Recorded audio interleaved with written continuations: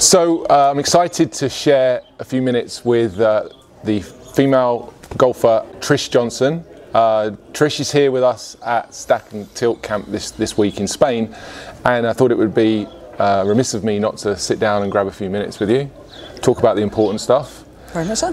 Football, Arsenal and Tottenham. Oh please, let's do this. Maybe we might mention the major championships as well if we get to that. So Trish, let's talk a little bit about, I'd like to hear from you, I'd love to hear from you about your experience with Martin Park, who's one of our authorized instructors, and your story with Stack&Tilt really, and how it's influenced your golf in recent years. Yeah, well, it's an interesting one really. It goes back, I've known Parky since he was the journalist on tour, and then obviously he became professional. Stack&Tilt was the not very flattering, I might add, way of, wording of what I consider to be a top class way to teach, without a shadow of a doubt, having a technique, having something to fall back on. Yeah. And we were at Desert Springs actually, just down the road. God, it must have been 10, 15 years, no more than that, probably 15 years ago now. And I just wasn't playing very well. I won plenty of events, but I always had a really big gap in between playing well. I'd win 3 events and have 3 years of playing rubbish, and then win another 3 events. And it was, it's miserable when you're playing poorly, as most people can, I think most golfers. I think probably know the feeling. And I just asked Parky one day, we were just having some lunch, and I said, will you just take a bit of a look at, And I said, actually, just tell me, what is this Stack&Tilt sort of thing? What's it all about? And so we went out to the range, and he started putting me in, positions, setup positions, more than anything. It was all really about setup. And I remember saying, are we allowed to swear on this or not? Yeah. No, maybe not. I remember saying, mate, I can't do that. That's ridiculous. It's absolutely ridiculous. And he just said, come and have a look. And I walked over to the camera, looked at it and thought, Jesus Christ, that's the position, setup position I've been looking for all my life. And it feels horrendous, but it looks amazing. And so I was literally, as you know what it's like, you see something, you think, okay, I'm in. Yeah. And then it started, he was telling me obviously about, hitting the ball in the same place all the time, and all the sort of the 5 basic, the ethos, I suppose, of the teaching method.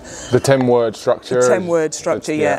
Which I absolutely loved, and I just started absolutely nutting. And all I remember, I didn't necessarily play great that rest of that year, but I hit the ball so well. Okay. I went from being a pretty poor ball striker to a bloody good one, and knowing you're going to hit good shots all the time. Yeah. And it was just so much fun, more than anything. It suddenly made golf fun again. I think that almost, you could end the interview there in a way. Like if it makes golf more enjoyable, that's got to be a good thing.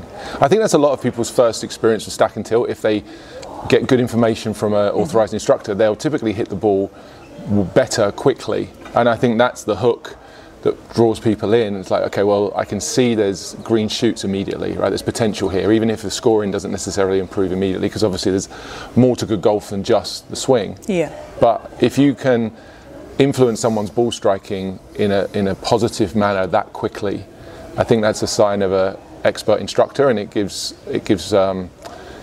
supports it validates the system, it validates the information. Yeah, and I think part of being a really good teacher, irrelevant of what system you're teaching, is wording. You've got to know your client, and you've got to be able to get over to them what you're talking about, and you might have to change, you might have to say it 3 different ways. And it's, with me and Parky, I mean, we yell and scream at each other most of the time, until eventually he comes up with a word and I'll say, why don't you say that before then? But that is what it is. That's why teaching is so difficult. Yeah. And I think when you have a system like Stack&Tilt, you've always got something to fall back on, and as someone that's learning it, instead of practicing and then you hit some bad shots, and instead of thinking, well, I've got absolutely no clue why I've hit that, you just go back and think, okay, well, A, B, C, probably one of those 3 things. Yeah. And so you've got something to figure out yourself when you're not with that person. Yeah, there's an order to the fault finding, and then there's an order and a progression to the improvement piece. But with that, on that topic, I mean, how much more do you think you understand your swing now than before? Oh, 100%. Really? Yeah. I mean, I see Parky maybe once a year, and I'll send him some videos, but basically look after my own swing, because I know what I'm looking for. And I know when I send him a video, I know what he's going to say before I even send it. I don't know why I bother, to be honest. We're making redundant. Yeah, but it's, you know, it's having that just that other set of eyes. Yeah. Just sort of clarifying what I think I'm seeing. Totally, that makes a lot of sense. It's important. Makes a lot of sense. Yeah. And how important? It's a question I just came up with, really. How important do you think it is to film your golf swing when you practice? Well, to me, if you're practicing, why aren't you filming it? Because what are you trying to achieve? If you're just trying to go out and hit golf shots, and if a good shot is a good strike, then good on you, but you're not learning anything. And I think in the old days, certainly, you know, what am I now, 58, 40, 30, well, even 35 years ago, you know, a lot of, and it wasn't anybody's fault. We didn't have, you know, digital cameras, cameras in general. As for TrackMan, I mean, that's just made the game so simple, it's beyond belief. If we grew up with TrackMan, it's like, it's golf by numbers, isn't it? Yeah. You learn a swing term, it's so easy. So it was really difficult years and years ago, because without a system to fall back on, a good practice session is, what, you're hitting the ball well. Well, I used to do that a lot, and then I used to fly to the States, and a day later it's like my arms and legs have been cut off, and I had no idea why, because there wasn't a system to, you know, that I could look at. It wasn't A/B. It was, I hit the ball really well yesterday. Now I look at the divots. I look at, you know, there's 3 or 4 checkpoints that I look at. Yeah. Obviously the ball flight. That's pretty, and that's the thing with Stack and Tilt. I think is the most important thing. You know full well. The ball's going right, the club face is open. You know, if you know the whole system, you know exactly what is what. Yeah. And listening this morning to Andy give his clinic, that was mind-numbing. Honestly, even for me, I'm listening thinking, Jesus Christ, wow. Didn't, you know, yes, I knew that, and I knew that, but that and that and that. Okay, well, that's made it a little bit easier. It's an impressive session to watch. We were talking on the range earlier that it's probably, I'm hazarding a guess, I've watched that clinic 50 times. I've even given my own version of it a number of times as well, and every time I hear it being presented by Andy, I hear something new or different. It's just said slightly differently. And I've always, in the first time that I heard that, I remember feeling a little bit like you, right? It's like, wow, your mind's kind of like blown, and then you're not quite sure where to start. It can be a little bit overwhelming, but I think it's not doing the entire system and the complexity of golf. It's doing it a disservice if you don't recognise that needs to be laid out in the first place. He said something in today's clinic, and I shared it in a separate video that you can watch. He says the words, you can't really learn to get better at golf with a lesson. Because lesson is just turn up, what am I doing wrong today? Let's just close the face a bit, open the face a bit, and then tomorrow you're doing the opposite problem. Yep. But he speaks about it a lot, and it was in our interview that I did with Andy, you know, that education word comes up a lot, like training a golfer, an expert golfer like yourself, to be able to recognise the patterns, film themselves, see what's wrong, and become as much as possible self-sufficient. Absolutely. And you need that when you're on tour and you're halfway around the world and you haven't got your coach with his eyes next to you. I know video exists now and Zoom and all those things, but it's so much more, it must feel so much more, a lot more confident in your ability to be able to pick up something that's wrong and make it better. Yeah, and obviously, you know, other things about, I have a way that I play golf. It's pretty much, I hit the ball fairly straight, tad of a draw if it's, you know, everything's on. But some days you get up and your body's like, no, I'm not interested. I'm really not going to do what you want me to do today. So if that happens, you have to figure out a way to get the ball round, you know, round the course.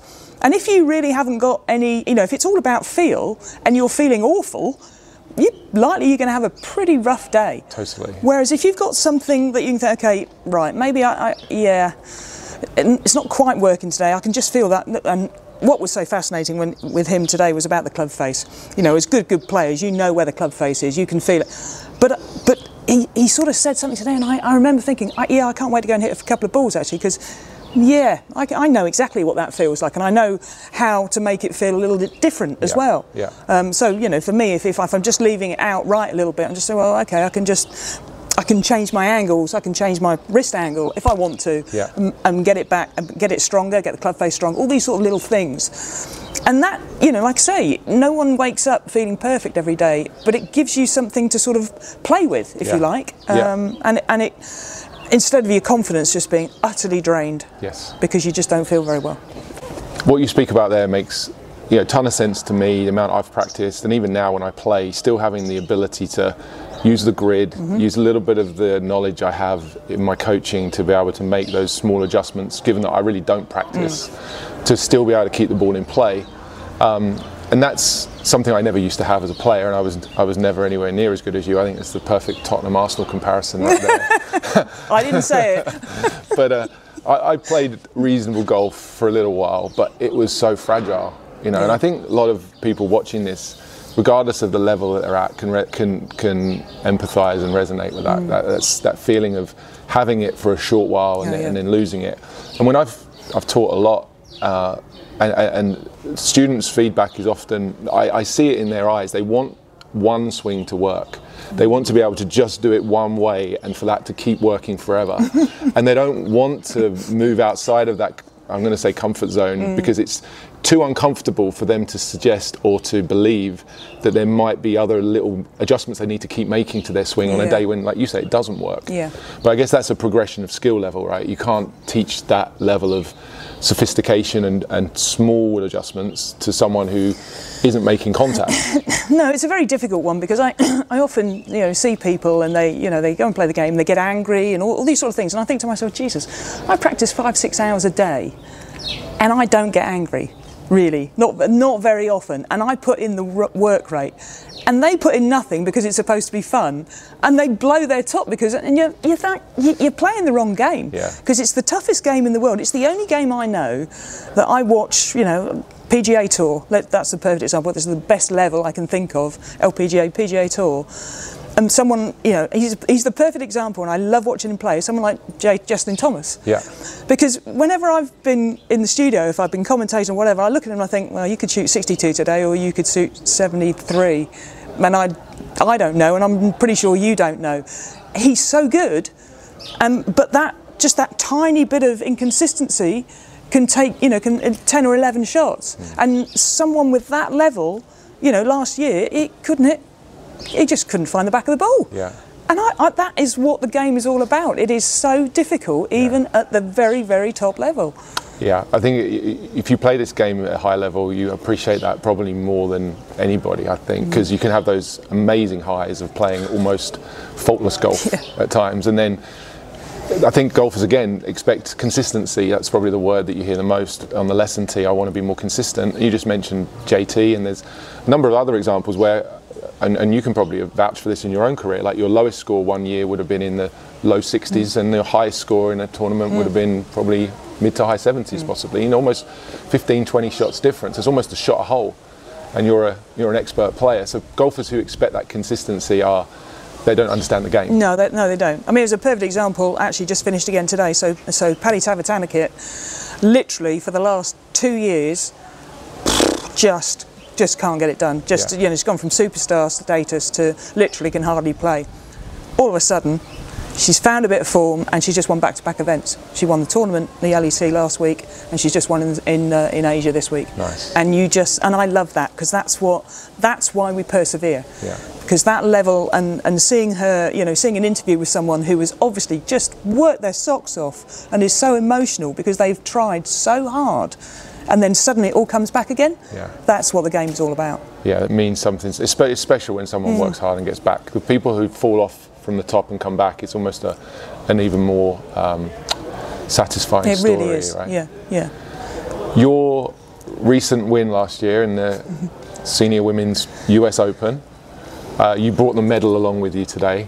I'll put a picture of it up. Trish also shared a nice book that they put together for you. Beautiful photo album that USGA sent me. Was just one of the nicest things I've ever received. It's really nice. I'll grab some photos and put it into the video. I think that was a hell of an achievement. Many congratulations. Thank you. I know I've said that to you already, but to say it in person again on the cameras, I think it's an outstanding achievement. How did you feel going into that tournament, and how do you feel after it?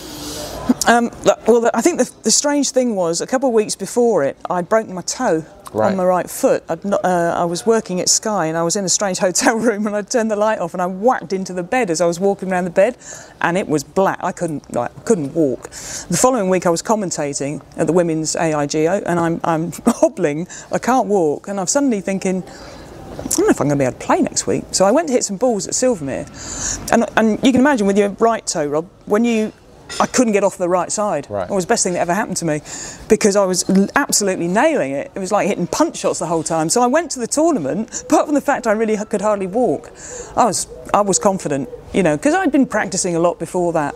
But I do actually think that made a massive difference, because I was hitting probably better than I've hit it in a long, long time. So I had a lot of confidence. I also had Beth Allen caddying for me.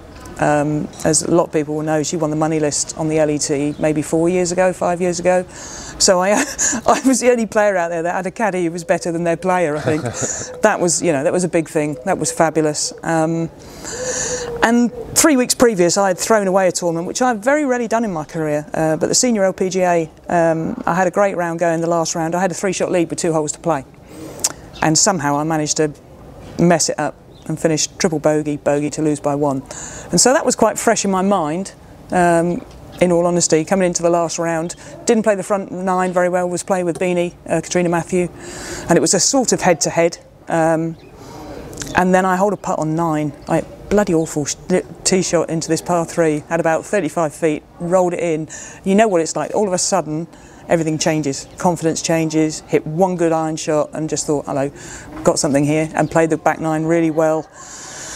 And yeah, I think I made birdie on 16, which gave me a 2-shot lead, and just this time held on. And I must admit, honestly, the USGA will mind me saying this, I've never come close to winning a US Open, a USGA event. And as a senior event, you kind of think, yeah, but really, is it that?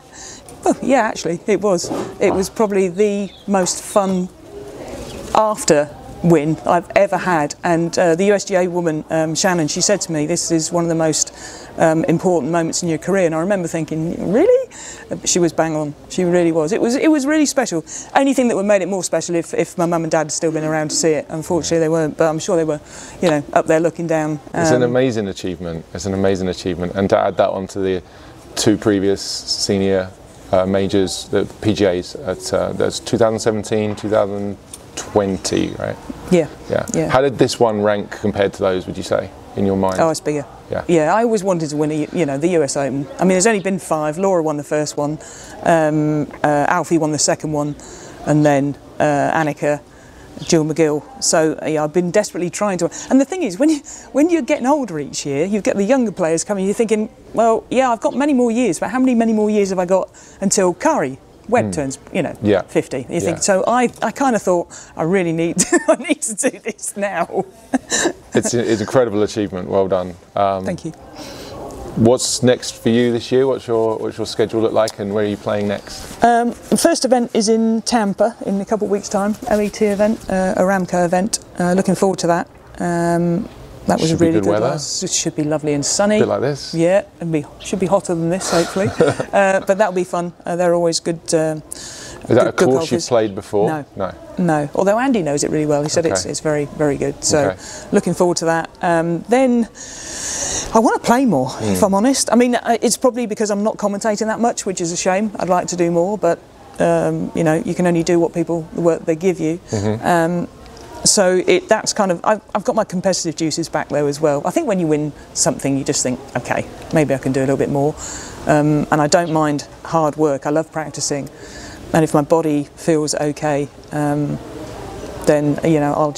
I'll play a lot more. And I'm desperate to try and win an LET event. I mean, realistically, is that going to happen? No, maybe not. But I've got to give myself the best chance of trying to find a smaller event, a 3-day event on a golf course that it's bouncy, really. So I might try and play. I'll play at least 8 to 10 events this year. I'll be looking forward to keeping an eye on your progress. Thanks, Rob. What would you say to somebody watching this who's, I think everyone wants to play better golf. There's a big question what to do next. What's the one thing you might recommend someone to do? But what would be your sort of biggest takeaway maybe from the system that could help somebody, or what would be your advice? If quite honestly, anybody taking up the game or that wants to get better, I would hunt out a Stack&Tilt coach in whatever country you're in. I simply don't think. Actually, do you know? Definitely for beginners and even tour players. I think tour players probably do 99% of Stack&Tilt. They might not know they do. They might not want to say they do. But all the fundamentals of, when I look at a player staying, no one, moves off it these days. Everybody stays centred. Everybody's weight, or weight shift, is going left. Yeah. So everybody does that.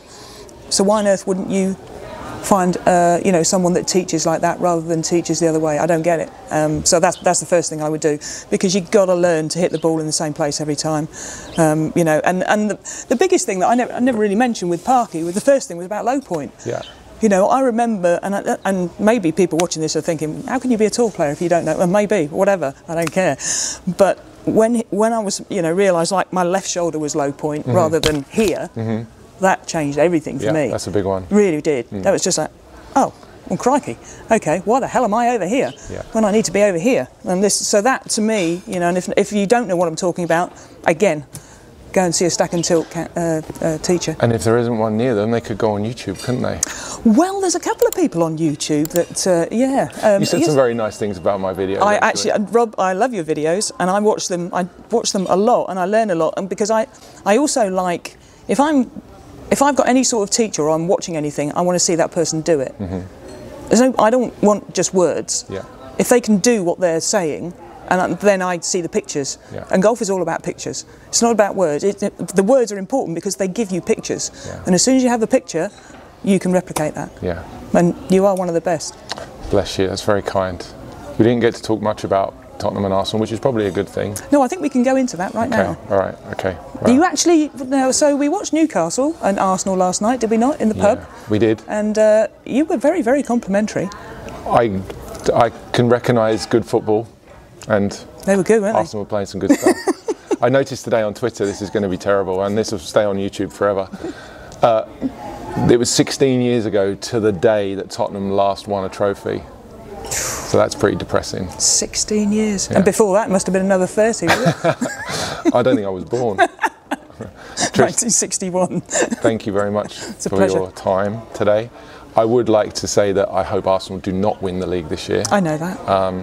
But other than that, I wish you every success in your game, and you continue to go from strength to strength. One of the things I was really excited about when you do commentate, what I think this game lacks and has lacked for such a long time is knowledgeable commentators. The cliches that get bandied around, the nonsense and technical side of things that people say to fill the air, has been detrimental, I think, to people moving forward with their golf game. And the more knowledgeable commentators we have, like yourself, who understands the swing more, I think that moves the whole game forward. So that's exciting. Yeah, well, I hope I get to commentate to be able to say that, that's for sure. But thank you very much. It's a pleasure. Had fun. Good luck. At the Arsenal. There's a couple of outtakes you might want to stick around to watch. But safe travels and good luck in Tampa. Likewise. Thank you. Thank you. Cap on or off? On. Thanks. We got the outtakes done. All right, just check the mic's working. Say Tottenham are great. 1 2 1 2 1 2 1 2 3 4 5 6 7 8 9. Tottenham are shite. Let's be honest. Always have been. Always will be.